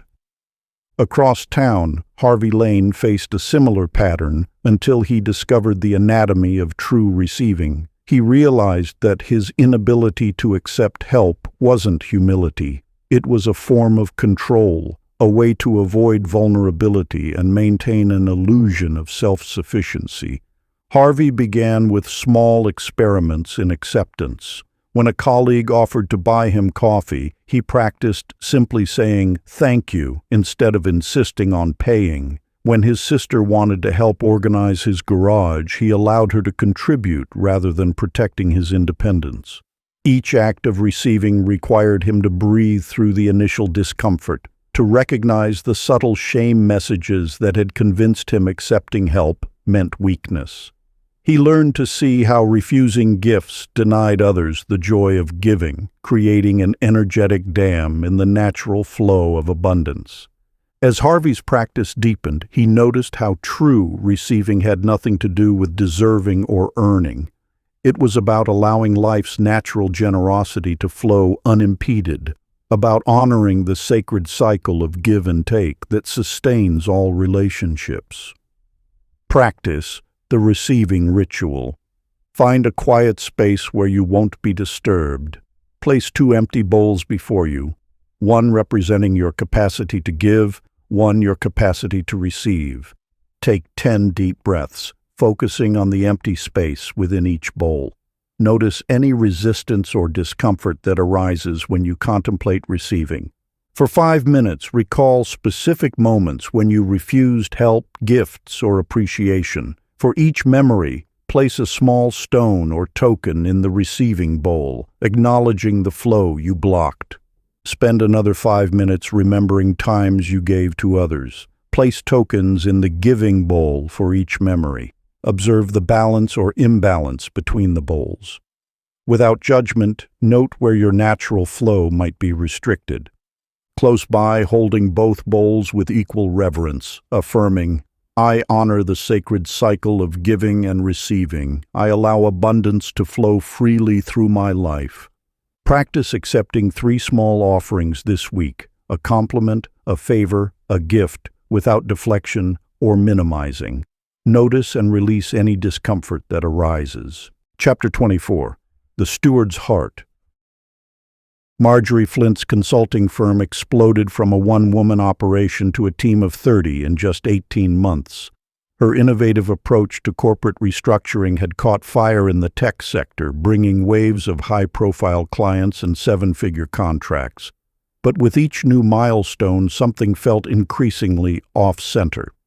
She found herself checking email during her morning meditation, cutting short her weekly nature walks to squeeze in more meetings, and missing her children's bedtime stories. The practices that had anchored her journey to success, the very ones that had attracted abundance in the first place, were being sacrificed on the altar of more. One evening, staring at her reflection in her office window, Marjorie barely recognized the frantic energy that had replaced her former grace. The wealth was flowing, but her soul was parched. Across the city, Douglas Reed faced similar challenges when his sustainable housing project gained unexpected momentum. But rather than letting growth dictate his rhythms, he approached expansion as a sacred responsibility. Douglas instituted what he called threshold pauses, mandatory periods of reflection before each major scaling decision. He maintained strict boundaries around his morning ritual time, understanding that his centered presence was the true source of his company's success. When investors pushed for faster growth, he calmly declined opportunities that would compromise his core values. His team noticed how he treated each new contract as a covenant rather than just a transaction. Before signing major deals, he would retreat to his garden office, light a candle, and sit in contemplation, ensuring the expansion aligned with his deeper purpose. Most importantly, Douglas recognized that stewardship of success required as much attention as the pursuit of it.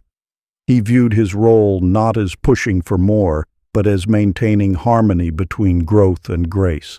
This meant sometimes saying no to lucrative opportunities that would disturb this balance. Practice the stewardship ritual. Create a sacred space where you won't be interrupted. Light a candle to represent your inner flame. Place 3 objects before you, one representing your current success, one symbolizing your growth goals, and one embodying your soul's purpose. Close your eyes and breathe deeply, centering yourself in present awareness. Hold each object in turn, asking, write your insights in a dedicated journal, noting specific actions to maintain balance. Before any major decision, return to this ritual. Sit with the question, Does this choice honor both growth and grace? End by affirming, I am a steward of sacred success. I choose expansion that enriches my soul. Commit to one daily practice that will keep you anchored as you grow. Guard this time as fiercely as you pursue opportunity. Chapter 25. The Field of Influence. Hazel Crawford believed presence meant dominating every room. Her aggressive networking style at industry events left people subtly backing away. She'd memorized all the right phrases about authentic leadership, but delivered them with the mechanical precision of someone following a script. Her consulting practice remained stagnant despite her relentless efforts to own her power. At a crucial meeting with potential investors, Hazel's rehearsed confidence crumbled when one of them asked, "But who are you, really?" The silence that followed exposed the hollow space beneath her performative presence. Norman Tate took a different approach at his urban farming initiative. He never entered meetings trying to be the biggest personality. Instead, he listened with genuine curiosity, allowing his natural enthusiasm for sustainable agriculture to emerge organically in conversation. When asked about his vision, Norman would often pause thoughtfully before responding. This simple act created a magnetic field of attention. People leaned in, drawn not by forceful charisma, but by the authentic weight of his considered words. During a community forum, Norman sat quietly as others debated heatedly about land use.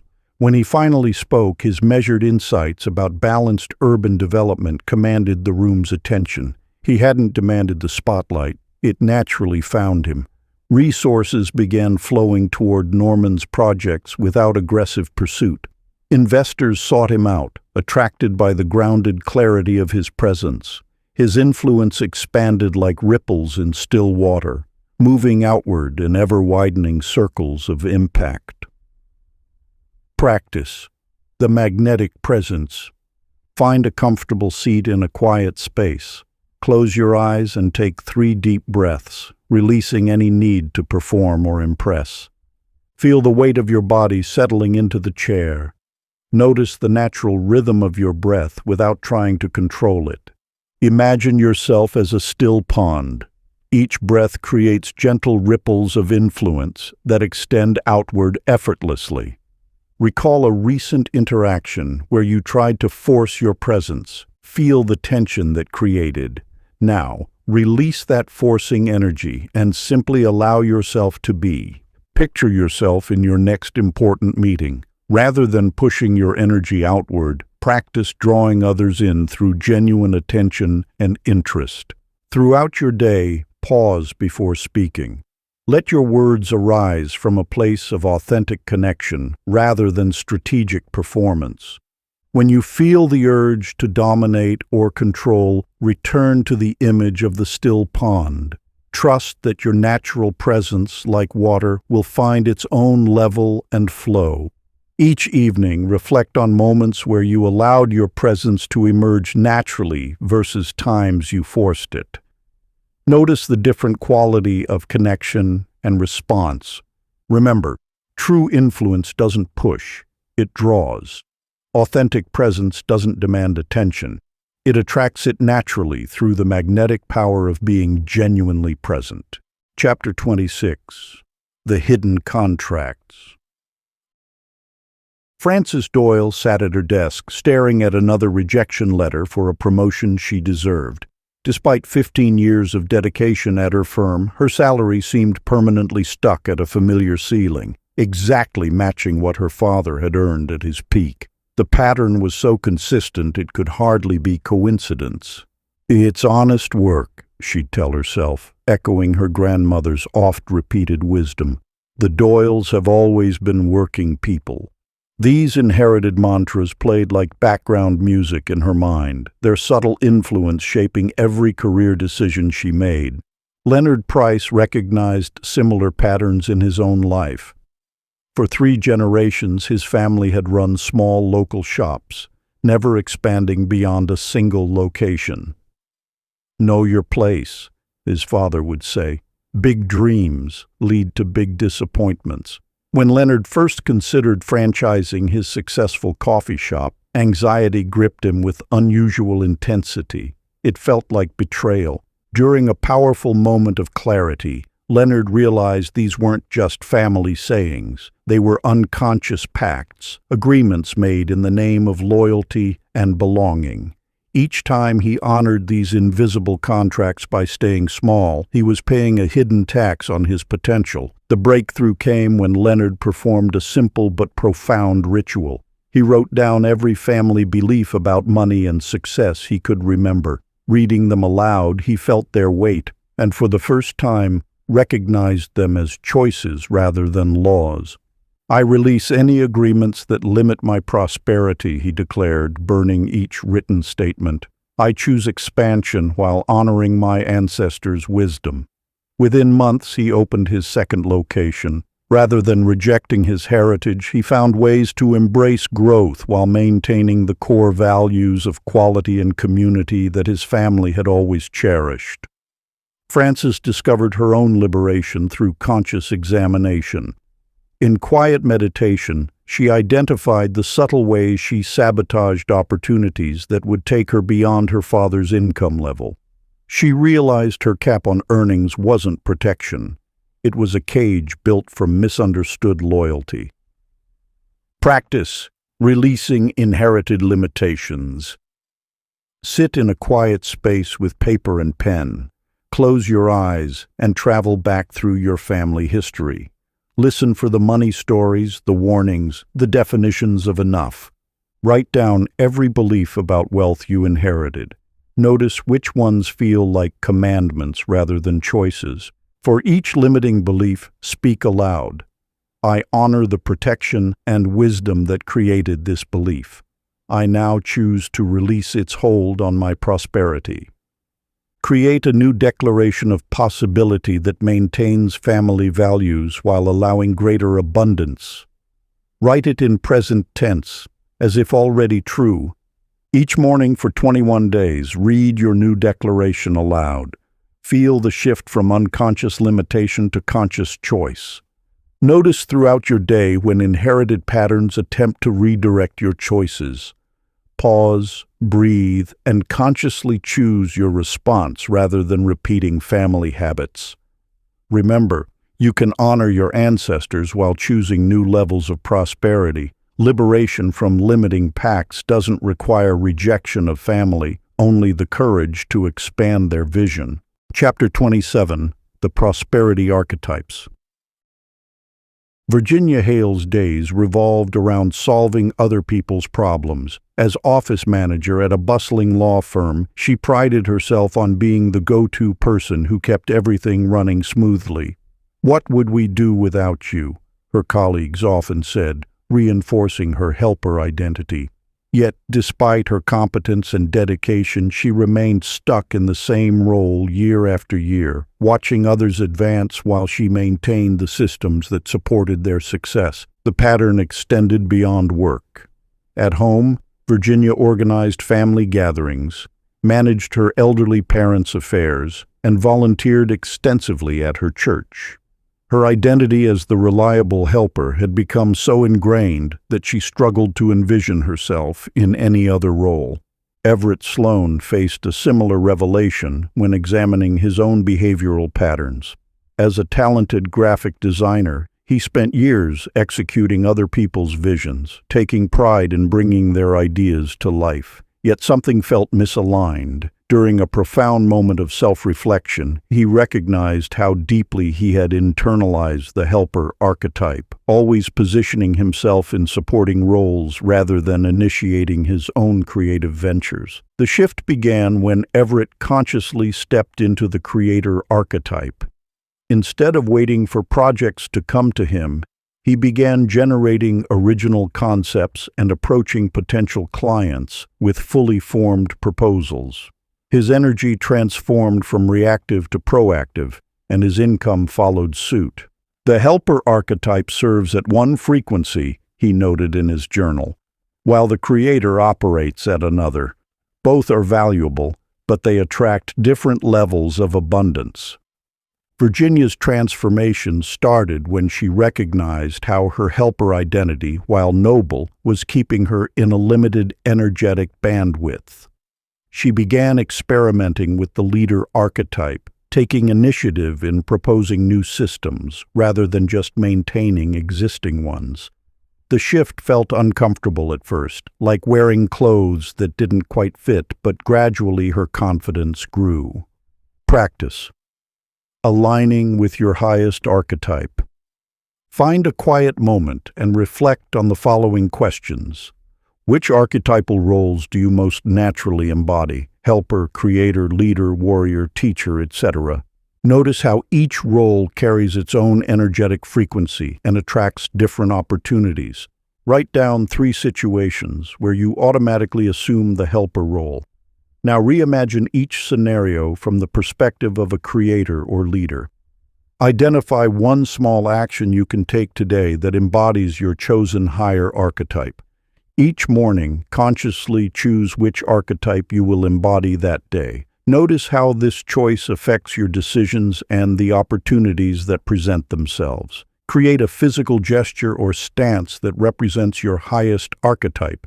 Use this as a reset throughout the day when you find yourself slipping into limited roles. Remember that evolving beyond the helper doesn't mean abandoning service. It means serving from a higher frequency that attracts greater abundance. Chapter 28. The Altar of Legacy. Mildred Fox sat in her corner office on the 40th floor, surrounded by the trappings of success she had accumulated over 3 decades. Designer furniture, expensive art, and awards lined the walls, all markers of achievement that somehow felt hollow. Despite her considerable wealth, she had created nothing that would outlast her, nothing that carried her essence or reflected her deeper purpose. Each morning she walked past the building's cornerstone, which bore the name of its visionary founder, James Maxwell, who had established a foundation that continued funding medical research decades after his passing. The contrast between his enduring impact and her own accumulation of possessions grew increasingly stark. Russell Camden approached legacy differently. After building a successful technology company, he recognized that true wealth wasn't measured by what you kept, but by what you set in motion. He established an innovation hub in underserved communities, creating a self-sustaining ecosystem that would nurture entrepreneurial talent long after he was gone. Money is potential energy, Russell often said. It can either sit stagnant in accounts or flow through channels that create lasting change. He structured his wealth to be a living force, establishing mentorship programs, seed funding mechanisms, and educational initiatives that would continue evolving and adapting to future needs. The transformation required him to shift from seeing wealth as personal security to viewing it as a tool for ongoing contribution. He spent months articulating his core values and designing structures that would preserve not just his capital, but the spirit in which it should be used.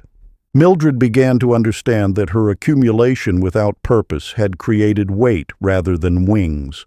She started examining what mattered most to her, the advancement of women in corporate leadership, and restructured her resources to support this mission.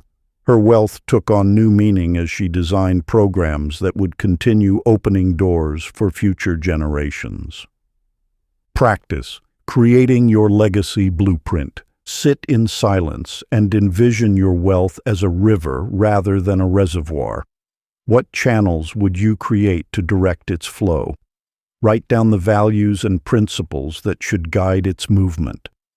Examine your current relationship with accumulation. Are you collecting or contributing? List 3 ways your resources could serve beyond your lifetime. Identify one core mission that deeply resonates with your purpose. Design 3 specific structures or programs that could carry this mission forward. Create a detailed vision of how your wealth could actively serve others 20, 50, and 100 years from now. What systems would need to be in place? Write a legacy statement that clearly articulates the principles and purpose that should guide the use of your resources beyond your lifetime. Consider what living contribution you can begin making now that aligns with your legacy vision. Take one concrete step toward implementing this contribution this week. Chapter 29, The Summit Test. Esther Vaughn stood at her office window overlooking the city she had conquered through decades of strategic business decisions. Her latest acquisition would double her company's market share, yet something felt off. The deal was legal, even applauded by her board, but it would displace thousands of workers, people whose faces she could picture from her recent facility tours. She recalled simpler times when choices were clear-cut: work hard, seize opportunities, grow the bottom line. But as her influence expanded, each decision carried weightier consequences. The higher she climbed, the more nuanced the moral terrain became. In a parallel journey, Howard McKinley faced similar crossroads. His technology platform had grown beyond his wildest dreams, giving him unprecedented access to user data. Venture capitalists pressed him to monetize this information, offering nine-figure deals that would set his family up for generations. Data is the new oil, they insisted. Everyone does it. But Howard recognized the sovereignty test hidden within the temptation. Instead of succumbing to pressure, he spent months developing ethical frameworks for data stewardship. He turned down lucrative offers that didn't align with these principles, even when it meant slower growth. At certain altitudes, Howard noted, wealth stops being about accumulation and becomes about discernment. Every yes carries consequences. Every no preserves something essential. Esther eventually developed her own discernment practice. Before major decisions, she would sit in meditation, examining not just the financial implications, but the energetic ripples each choice would create. She learned to feel the difference between opportunities that expanded her field and those that would contract it, regardless of the profit potential. The teaching reveals that as your prosperity grows, so must your wisdom. Each new level of wealth brings tests designed to either strengthen or compromise your sovereignty. These trials aren't about right versus wrong, but about maintaining alignment with your highest truth in increasingly complex situations. Practice: developing sovereign discernment. Before making important decisions, center yourself in silence and scan your body's response to each option. Notice where you feel expansion or contraction. Examine the consequences of your choice across 7 generations. Who might be impacted? What precedents would you set? List your non-negotiable principles. Create clear criteria for opportunities that honor these values. Study the motivations behind your choices. Are you acting from abundance or fear, from sovereignty or external pressure? Develop a personal council of trusted advisors who can mirror truth without agenda. Create a regular practice of reviewing decisions not just for their outcomes, but for their alignment with your deepest principles. Make time for regular solitude and reflection, allowing wisdom to emerge from stillness rather than reactive thinking. Consider how each choice either strengthens or diminishes your energetic sovereignty. Chapter 30, The Open Ladder. Clara Whitman had achieved what most would consider the pinnacle of success. Her investment firm managed billions, her philanthropic foundation transformed communities, and her influence shaped global conversations. Yet one morning, while meditating in her garden sanctuary, she experienced a profound realization. The prosperity ladder extended far beyond material wealth into realms of consciousness she had only begun to glimpse. She noticed how her relationship with abundance had evolved. In earlier years, she chased specific numbers and achievements. Now, prosperity flowed through her like a river, not something to grasp, but a state of being to embody and channel. Each morning she performed what she called her frequency tune-up. aligning her energy with unlimited possibility while grounding herself in responsible stewardship. Walter Briggs exemplified this elevated understanding through decades of consistent expansion. As his tech company grew from startup to industry leader, he never settled into comfortable plateaus. Instead, he approached each day as an opportunity to raise his resonance, asking, "How can I be a clearer channel for prosperity to serve the highest good?" When younger entrepreneurs sought his advice, expecting tactical strategies, Walter would smile and share his secret. Success isn't a destination. It's a frequency you learn to maintain. Each morning, I don't wake up thinking about what I can get. I ask myself how I can expand my capacity to receive and give responsibly. The teaching reveals that true mastery isn't about reaching a final summit, but about maintaining an ever-ascending spiral of consciousness. Those who grasp this truth stop pursuing prosperity and start embodying it. They understand that unlimited abundance carries unlimited responsibility. Practice. Daily resonance calibration. Begin each morning in silence, breathing deeply. Feel yourself as a channel through which unlimited abundance flows. Place one hand on your heart and one hand raised upward. Declare, "I am an ever-expanding vessel for prosperity to serve the highest good." Visualize your energy field extending outward in all directions. With each breath, expand this field further, filling it with golden light. Ask yourself, how can I raise my frequency today? What beliefs or limitations am I ready to release? Feel gratitude for your current abundance while remaining open to greater expansion. Set an intention for how your prosperity will serve others today. Throughout the day, pause regularly to realign with this state of unlimited, responsible abundance. Before sleep, review how you maintained your prosperity frequency and where you can expand tomorrow. Move through your day not as someone seeking success, but as someone who embodies it as their natural state of being. Remember that maintaining high resonance requires constant attention and refinement. There is no final destination, only continuous expansion. Conclusion. The hidden prosperity ladder stands as more than mere instruction. It represents an eternal spiral of growth that continues long after these pages are closed. Just as Clara Whitman discovered in her garden sanctuary, and Walter Briggs demonstrated through decades of expansion, true mastery manifests not as arrival, but as perpetual becoming. Consider the master violinist who, even after performing in the world's greatest concert halls, still practices scales each morning, or the martial arts grandmaster who returns daily to basic forms with the same dedication shown on day one.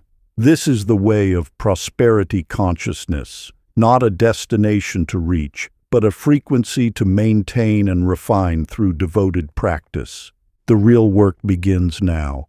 The rituals, teachings, and practices contained within these pages serve as instruments of transformation, but they require your consistent engagement to yield their full power. Each morning's prosperity meditation, every conscious choice to expand rather than contract, all moments of generous giving, these compound to shift your field permanently into higher bands of resonance. Think of the ladder as a living entity that responds to your attention and intention. As you tend to your prosperity consciousness through daily practice, new rungs appear above you. What seemed like a summit yesterday reveals itself as merely a platform from which to glimpse the next ascension. This is why those who truly understand prosperity never retire from their practice. They recognize that maintaining high frequency requires the same dedication that built it. The wealthy who stagnate are those who mistake accumulation for transformation. They reach a certain level of material success and believe they've finished the journey. But true prosperity masters know better. They understand that each new level of abundance demands a corresponding expansion of consciousness, responsibility, and service. Your prosperity practice must become as natural as breathing, not something you do, but something you are. Let each day begin with ritual that tunes your field. Allow each interaction to reflect your highest prosperity consciousness. See each challenge as an invitation to raise your frequency rather than contract into fear. This journey has no endpoint because consciousness itself has no limits. The hidden prosperity ladder extends infinitely upward, offering ever-expanding opportunities to serve, grow, and transform. Your task is not to finish climbing, but to make ascending your natural state of being. The real measure of your mastery will not be the height you reach, but the consistency with which you maintain and elevate your frequency. It will show in how you handle both abundance and constraint, in your capacity to remain centered in prosperity consciousness regardless of external conditions. Let each morning's practice be fresh, as if you're encountering these teachings for the first time. Approach every prosperity ritual with renewed dedication. Most importantly, remember that your ascent serves not only your own evolution but creates a field of possibility that elevates all who encounter it. This is not the end, it is simply the beginning of your true prosperity journey. If you enjoyed this exclusive audiobook, I handpicked this next book which will change your life.